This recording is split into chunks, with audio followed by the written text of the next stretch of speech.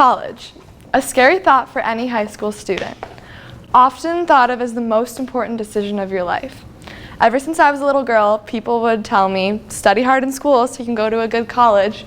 And recently, a few eager relatives have turned that question into, what college do you want to go to? Well, my initial reaction is that I have no idea.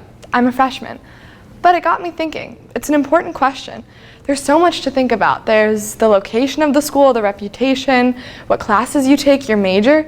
There's so many aspects it can be overwhelming. But if you want something bad enough, and you know which direction you want your life to go in, does what college you go to really have that much an effect in the long run? I wanted to find out. Could you tell me a little bit, what was it like growing up in Bloomfield Hills? Well, it was a big change for me. I just moved from Germany to Bloomfield Hills, which was a very affluent, or is a very affluent neighborhood. You know, I started in 10th grade, and I come from Germany, and my English was mediocre at best, so it was a lot of late nights, little sleep. What kind of pressure did you ever feel on yourself or your parents? Did they ever pressure you about college or about life in general? No,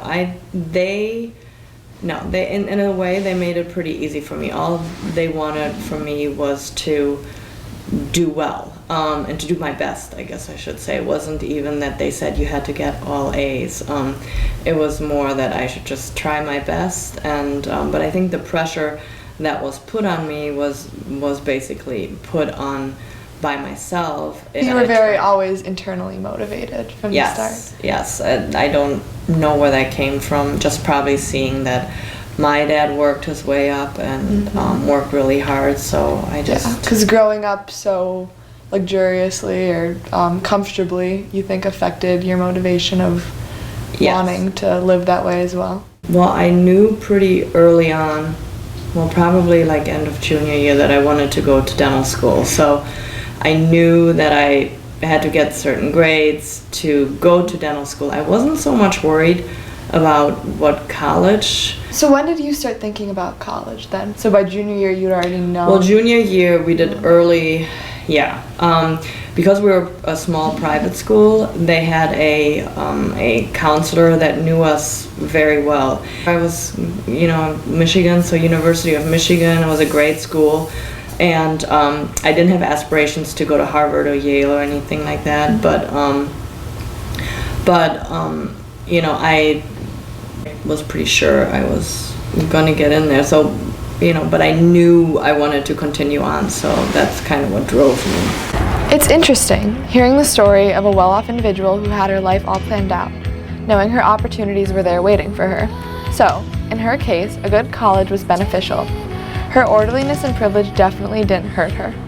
She leads by what most would call, a successful life. I wanted to see if someone could still lead a successful life coming from a totally different scenario. I interviewed radio and television personnel Marianne Marciano, a former host of Fox Thing in the Morning and current host of a WGN radio show. So, pretty much, this woman knows a thing or two about being successful in chasing your dreams. I grew up in Miami, Florida. I was born in Cuba, and I moved there when I was 3 years old. My dad was a pilot, and my mom was a kindergarten teacher. They both completed their education. How were you like as a student in your junior high and high school years? I was an average student. I was not a great student. And the reason was because I never studied. One day I started to find out that all my friends were receiving notices of where they had been accepted and that I had not even applied anywhere. I wasn't prepared at all for college. I was not the least bit prepared, and then I started to panic. I registered. I told my mom one day, I'm registering for school. And she says, why don't you want to be a flight attendant? But I didn't want to be a flight attendant, and I registered for school. It's called Miami-Dade Community College, and people used to joke around that it was 13th grade, basically. And I paid my way through school. You did? I did. Wow. And so it was the days before computers, so that meant that people actually went to the admissions area and stood in lines that went around the block, basically.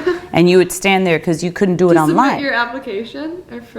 To try to register for a class. Wow. So so I had the booklet in front of me, and it was like the last day of registration, and I'm sitting there with this booklet, and I'm flipping through it, and I'm going education, accounting, psychology, just looking for ideas. finance, right, marketing, whatever. I had no idea what I was going to register for, and I didn't care because Did that scare you that you had no idea? Or? No, I was determined that I was going to get a degree in something. I didn't care what it was. Business, I didn't know. So I was standing in this really long line, and this guy comes up to me. And his name, I'll never forget his name, because when I worked at the grocery store, I used to cash his checks. He was he was a flight attendant, a male flight attendant for Air Florida, a company that doesn't exist anymore. His name was Scott Ayers. And he walks up to me and he says, he recognizes me from the grocery store. He says, "What are you doing here? What are you signing up for?" And I said, "I have no idea." So he says, "Why don't you take a class with me?" And I said, "Okay, what are you taking?" And he said, I'm taking PR. And I looked at him and I said, "What's PR?" Like, I thought PR meant Puerto Rico. So as I took those classes, I had this epiphany where I realized that I loved public relations. Like, this is what I was going to do. Like, it was like totally, like, I thought I have found it. And then I had my second epiphany, which was that I was going to be a journalist. So that's how, it was a complete accident. Wow.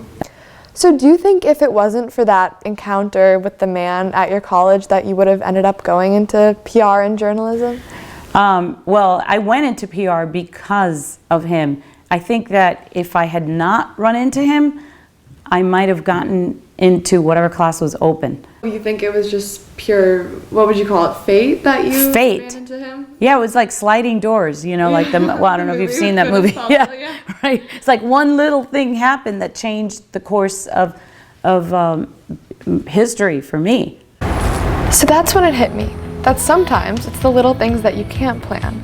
You can think you have your life planned out by going to a big, nice school, but even if you think you have a plan, or if you don't, a little thing called fate, or luck, or karma, whatever you want to call it, can intervene and change your life in a way that you never would have imagined.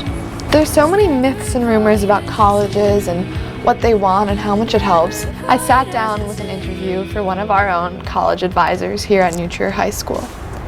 It's not even so much where you go to college, it's how you go to college. We have a sign over our door that says college is a match to be made, not a prize to be won, because what we're really trying to help students do is identify for themselves what schools will meet their academic needs, but also what school will help them grow and learn and become, an emerging adult. I'm happiest when a student doesn't fall head over heels in love with one school. Oh, really? Just because of the fact that, it's not like you're trying to find the perfect wedding dress or anything like that. It's... So you think there's lots of options that could work? Absolutely. Absolutely. That's when I realized that maybe that sign had a point, that college isn't a prize to be won, but a match to be made. I realized that it doesn't really matter. For some people it does, depending on what you want to go into, but really it doesn't define you as a person overall. So all you can do is try your best and hope for a little luck. I'm Piper Phillips. Thank you.